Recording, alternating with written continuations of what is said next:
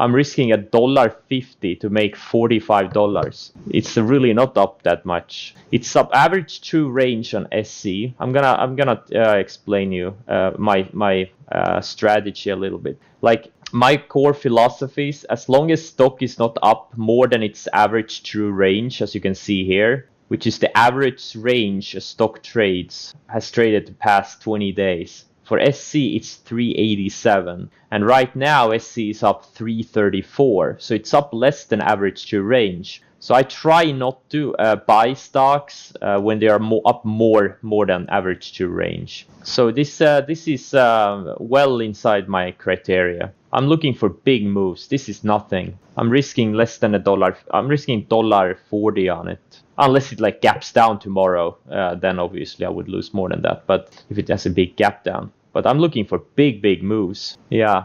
So no, it's not chasing. This is not chasing. It's just taking out the opening range highs. Ideally, I would have bought it here in the 44.50s, 44.60s, but this is like the opening range highs. It hasn't even established an opening range on the 60-minute chart yet. So this is nothing. Trading is not an exact science. It's more about getting the big picture right.